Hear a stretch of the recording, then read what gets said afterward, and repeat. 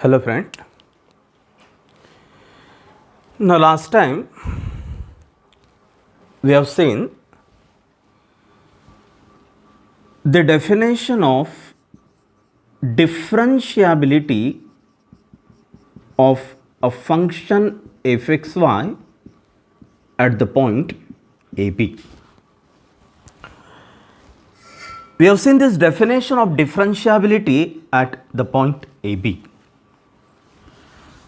Now see, what is this definition? A function fxy, it is said to be differentiable at the point AB, means that, see what is the definition of differentiability at the point AB.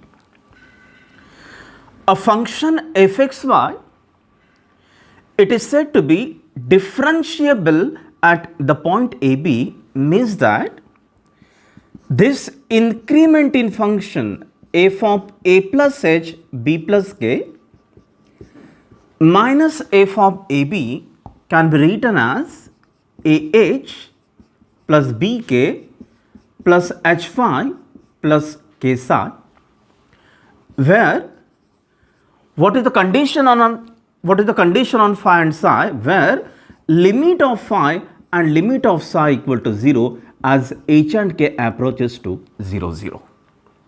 This is the definition of differentiability at the point AB.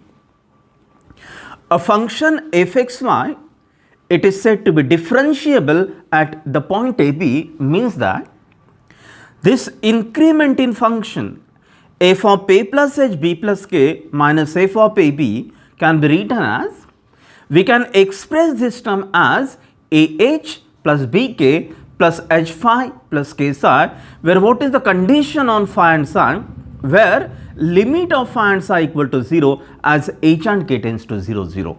Where what is this a? A means the partial derivative fx at ab, and what is the value for b? B means the partial derivative fy at ab. So we have seen this definition of differentiability. A function, it is said to be differentiable. Differentiable means this increment in function can be written as sum of these four terms, ah plus bk plus h phi plus k psi, where phi psi tends to 0 as h and k tends to 0, 0, where what is a? A means the partial derivative fx at ab, and what is the value for b? B means the partial derivative fy at ab. This is what the definition of differentiable function. Now see, let us prove this theorem. This theorem, it is called the sufficient condition for differentiability. Now see, what is this statement for sufficient condition for differentiability? If fxy, if it is a given function having these two conditions, what is the given function? If fxy is a given function having these two conditions, what is the first condition?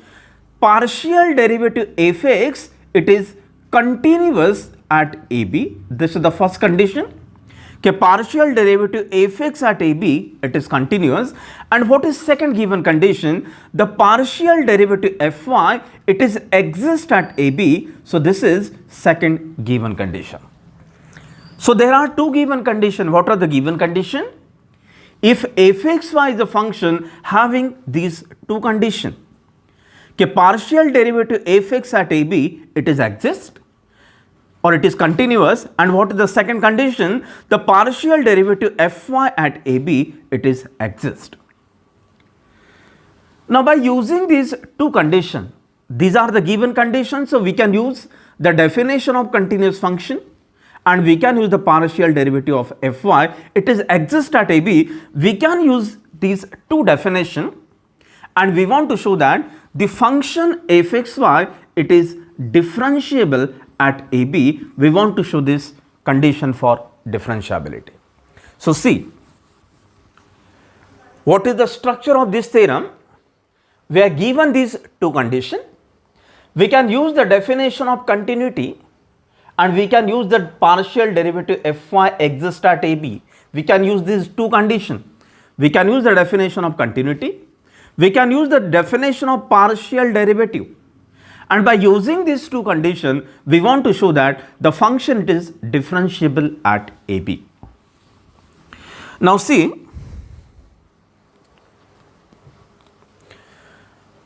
we want to show that fxy it is differentiable at AB. So what is the definition of differentiable function? We want to prove that total definition. What is the total definition for differentiable function? Differentiable function means we have to show that f of a plus h b plus k minus f of ab show that it is sum of ah plus bk plus h phi plus k psi, where what is the condition on phi and psi, where limit of phi psi equal to 0 as h and k tends to 0, 0, where what is the value for a means fx at ab, and what is b means the partial derivative fy at ab. We want to show that fxy is differentiable at ab. Differentiable means we have to prove this total definition. Just consider this left hand side and show that the value of left hand side it is nothing but it is sum of 4 terms. It will be ah plus bk plus h phi plus k psi, where what is phi and psi, the limit of phi psi equal to 0 as h and k tends to 0, 0. This is the condition on phi and psi, where what is value for a means the partial derivative fx at ab, and what is b means the value of partial derivative fy at the point ab. So see what is given and what we want to show. We have given these two conditions. Okay, use function it is continuous, we can use the definition of continuity, and we can use this second condition, the partial derivative fy exists at ab, so we can use the definition of partial derivative for fy. So use these two conditions and prove that this function it is differentiable at ab. So write down now proof. Now write down the proof. So write down proof. We have to show that, now we want to show that the function fxy is differentiable at AB. So we want to show this condition. Okay, we want to show that this function it is differentiable at AB. Differentiable at AB means we have to prove the total definition. We want to show that f of a plus h b plus k minus f of ab can be expressed as sum of 4 terms ah plus bk plus h phi plus k psi. So let us take this left hand side. So write down this left hand side. So write down, consider f of a plus h b plus k minus f of ab is equal to. Now just simplify this left hand side. So write this term as, now write down first term as it is. So this term can be written as f of a plus h b plus k. Write first term as it is and just subtract one term f of a comma b plus k, and just add same thing f of a comma b plus k, and write down last term as it is minus f of ab. So this is our equation 1. So see, we want to show that function it is differentiable at ab. So this is the left hand side of the definition of differentiable function. Okay, consider this term f of a plus h b plus k minus f of ab. So how to write this term? Just subtract one term and add same term. So there is no change in quantity. This is our left hand side, this is our first term, and this is our last term minus f of ab. So just add and subtract same term, so there is no change in expression. Now use these two given conditions. So what are the given condition? Fx it is continuous at AB, this is given condition, and what is second given condition? The partial derivative fy at AB it is exists, So we can use the definition of partial derivative fy. Now see, now we use this statement of Lagrange's mean value theorem. See, what is this statement of LMVT? Now what is the statement of Lagrange's mean value theorem? This is the statement. If fx is a function defined on closed interval ab having two conditions, if fx is continuous and if fx is differentiable, then there exists C belongs to open interval AB such that what is statement of Lagrange's mean value theorem, it is given by AB minus FA divided by B minus A, this is equal to f dash C. This is statement of Lagrange's mean value theorem. If fx is a function defined on closed interval AB, then this is the statement of Lagrange's mean value theorem. Okay, f dash C equal to AB minus FA divided by B minus A, where what is this C? C, it is lies between A to B. That is the statement of Lagrange's mean value theorem. Now see, instead of A and B, now if we use the point A to A plus H, now see what is our change?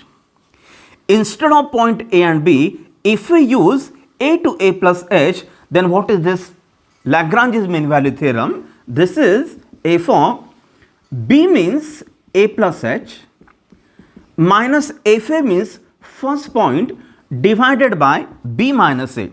B minus A means just take the subtraction A plus H minus A. So this is H is equal to this is f dash C. So this equation can be written as f of A plus H minus FA is equal to H into f dash C. Now see what is this given interval. This is from A to A plus H, suppose. First point it is A. What is the last point? It is A plus H. And what is this length? This length, it is nothing but H. This total difference. What is this total length? A plus H minus A. So what is the total length? Total length will be H. Now what is this distance? This is suppose the midpoint. This total length, it is H. So what is the midpoint? This midpoint will be H by 2, or this is 0.5 H. Now what is this point? Midpoint. This total length, it is H. So what is our midpoint? Midpoint, it is 0.5 H. If you take this point, then this will be 0.4 H. If you take this point, then this is 0.3 H. This is 0.2 H. If you take this point, suppose this is 0.6 H, 0.7 H, and so on. Now if you take suppose this as a 0, now see what is this structure? This is 0.1 H, 0.2 H, 0.3 H, 0.4 H, 0.5 H. So this is nothing but this is just like theta H. Where what is this theta? Theta, it is 0.1, 0.2, 0.3, 0.4, 0.5. So this value of theta, it is just lies between 0 to 1. This is just like theta H. And what is theta? Theta, it is 0.1, 0.2, 0.3, 0.7 and so on. So theta will be lies between 0 and 1. So what is this C? C, it is lies between A and B. And what is this theta? Theta, it is lies between 0 to 1. So instead of this C, C, it is lies between these 2 points. So f dash C, C means instead of C, we can write here. Now suppose if we take this as a H, then this is A plus theta H. This is A plus 2 theta. This is A plus 3 theta H, A plus 4 theta H and so on. So instead of C, we can write here this is A plus theta H. This is the structure of A plus theta. If you take suppose this as a, then this is, what is this distance? A plus theta H. Next distance will be A plus next theta H. What is this third distance? A plus 3 times theta H. So see what is the statement. F of a plus h minus f of a, this can be written as h into f dash a plus theta h. This is the statement of Lagrange's mean value theorem for function of one variable. So first of all, understood this statement of Lagrange's mean value theorem. What is the statement of LMVT? F of a plus h minus f a can be written as h f dash a plus theta h. We can use the same definition or same statement of Lagrange's mean value theorem for this theorem. So just use the statement of LMVT. So write down the statement by Lagrange's mean value theorem. Now what is the statement of Lagrange's mean value theorem? This is statement for one variable. Now we have to write the Lagrange's mean value theorem for function of two variable. So just write down this statement as f of a plus h. Now just write this second coordinate unchanged. This is the function of one variable. A plus h to a, this is the variation. So for function of two variable, just write this second coordinate as unchanged. So minus f of a plus h to a, this is the variation, and just write this second coordinate as it is. So second coordinate remains unchanged, is equal to h. Instead of f dash, we have to write here fx, the partial derivative a plus theta h, and write down this second coordinate, it remains unchanged. So this is the second equation. So see, first of all, just remember the statement of Lagrange's mean value theorem for function of one variable. By using this function of one variable, we have to write the Lagrange's mean value theorem for function of two variable.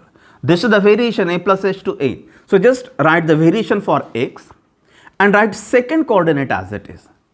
H into f dash means the derivative, a plus theta h, and write this second coordinate unchanged.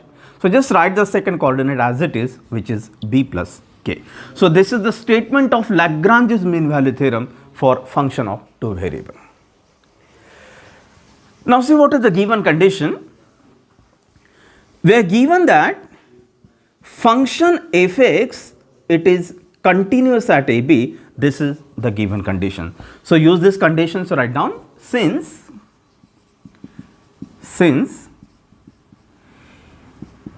fx is continuous at ab. So what is the definition of continuous function? Continuous function means limit of function is equal to value of a function. This is the statement of continuous function. Okay, because fx it is continuous at ab, continuous means limit of function, it is same as the value of function. This is what the definition of continuity. So this is in terms of language. Now write this statement in terms of symbolical form. So this is equal to. Now how to write the value of function? Value of function means function, just write this function. Value of function means function at the point AB, this is called the value of function. If suppose f it is the given function and this is the given point, then f at 0, 0, this is called the value of function. If f is the given function and AB if it is the given point, then f at AB it is called the value of function. So similarly, we can write value of function means fx at the given point AB. How to write this limit of function? Just write this function as it is fx. Write any neighborhood of a. We can take the neighborhood of a as a plus theta h. Write any neighborhood of b. We can write here b plus k, where this neighborhood it should approaches to 0. This is our neighborhood, theta h and k. So this neighborhood h and k, it should approaches to 0, 0. So see how to use the definition of continuity. fx it is continuous. Continuous means limit of function equal to value of function. So how to write this value of function? First of all, write this value of function. Fx at the given point, this is the given function fx. So fx at the given point AB, it is the value of function. So from value of function, how to write the limit of function? Just write the same function fx as it is. Write any neighborhood of A, write any neighborhood of B, where what is this neighborhood? Neighborhood, it should approaches to 0, 0. This is what the definition of continuity, or this is what the limit of function. So just simplify this definition. So this is limit h tends to 0, k tends to 0. This is fx a plus theta h b plus k. Now transform this fx at AB to this left hand side minus fx AB equal to 0. So this is suppose equation number 3. Now in equation 3, just take this value equal to 5. So let us put this quantity equal to 5. So write down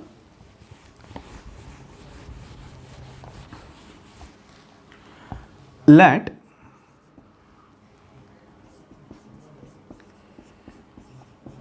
fx a plus theta h b plus k minus fx ab is equal to, now let us put this total quantity equal to 5, and this is suppose equation number 4. So instead of this total term, we can replace this total term by 5. So what is this equation? This equation 3 will be limit h tends to 0, k tends to 0, and what is this quantity? It is nothing but 5 is equal to 0. So write down therefore equation 3 becomes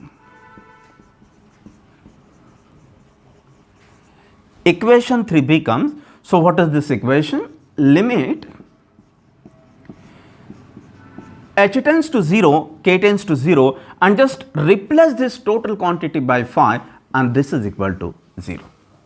So what is this equation? This is nothing but phi approaches towards 0 as h and k tends to 0. So right here that is phi tends to 0 as h and k tends to 0, 0. So see, we have shown that the limit of phi equal to 0 as h and k tends to 0, 0. Now from equation 4, just find out this value fx at a plus theta h and b plus k. So right here from equation 4,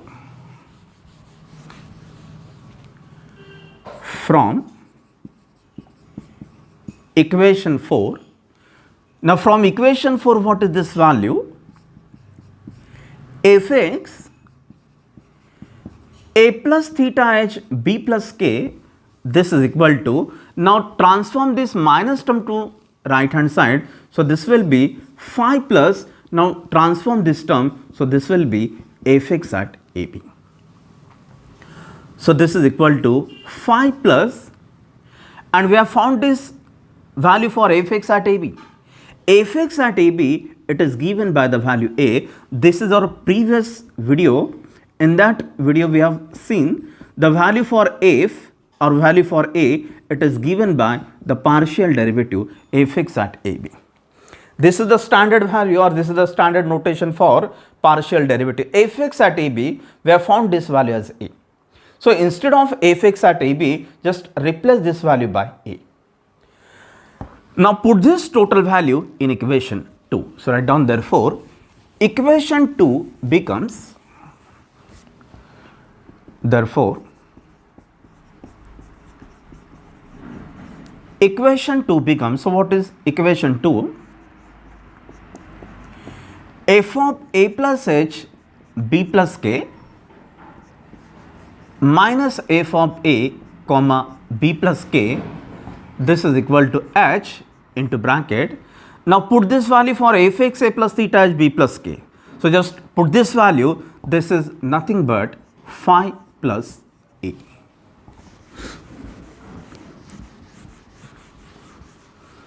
So just simplify this value. So this is equal to h phi plus A into H. So this is suppose next equation, I think this is suppose equation number 5. So see, this is our first term of equation 1. What is the first term of equation 1? It is the same term f of a plus h b plus k minus f of a comma b plus k. We have found this first value and it is given by the value h phi plus ah.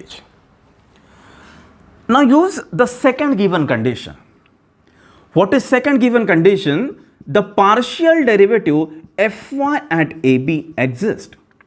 So we can use the definition of partial derivative for fy. So use this definition. So write down. We know that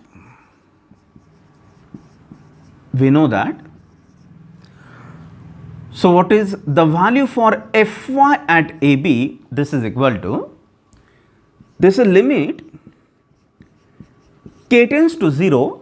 So what is this value? F of a comma b plus k minus f of ab divided by k. So this is the definition of partial derivative fy at ab. We are given this condition as a second condition. The partial derivative fy at ab exists, so we can use the definition of partial derivative. Now just transform this term to right hand side. So this is limit k tends to 0 f of a comma b plus k minus f of ab divided by k minus fy ab is equal to 0. This is suppose the next equation. This equation will be suppose equation number 6. Now in equation number 6, just put this total quantity equal to psi. So write down, put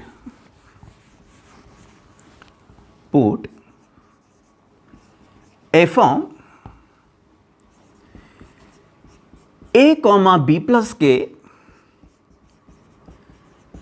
minus f of ab divided by k minus fy ab. Let us put this quantity is equal to suppose psi. So what we get? Just put this value equal to psi. So we get limit k tends to 0 of psi equal to 0. So write down this equation number 6. Therefore, equation 6 becomes, so what is this equation? This equation will be limit k tends to 0 of psi is equal to 0. Just put this total quantity equal to psi. So we get limit k tends to 0 of psi equal to 0. So what is this equation? This is nothing but psi approaches to 0 as k approaches to 0. So see what we have shown. Okay, we have shown that limit of psi equal to 0 as k approaches to 0.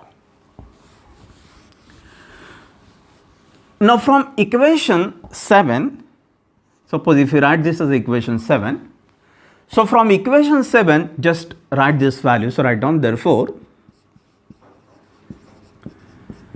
from equation 7 f of a comma b plus k minus f of ab divided by k is equal to psi. Now transform this term. So this is plus fy at ab. So just multiply by k. So this is f of a comma b plus k minus f of ab is equal to, now this is k into bracket psi plus fy at ab. So this is equal to k psi. Now the value of fy at ab, we have found this value as b, and just give the reason. The value of b is equal to fy at ab. So just multiply by k. So this is k psi plus bk. So this is the second term of equation 1. First of all, in previous term we have found the first term, and that will be ah plus h phi. And what is the answer of this second term? It is k psi plus bk. Now just put these values in equation number 1. So write down, therefore equation 1 becomes,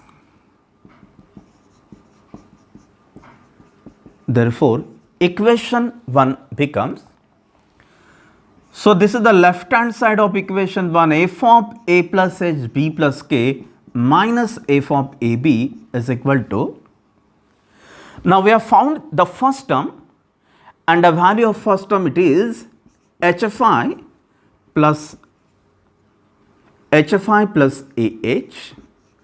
this is the value of first bracket, plus the value of second bracket it is k psi plus bk. So what is this total equation? We can write this term as ah, it is the first term, bk, this is the second term, plus h phi plus k psi. So this is what the total definition of differentiable function. We have found the first term, just put the value.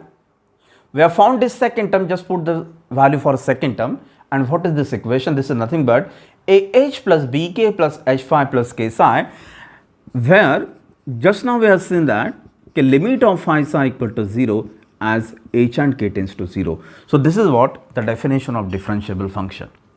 We have seen that, or we have shown that this function fxy, it is differentiable at ab. So write down the conclusion, okay, therefore function fxy is differentiable at ab. So see, this is the sufficient condition for differentiable function. Thank you.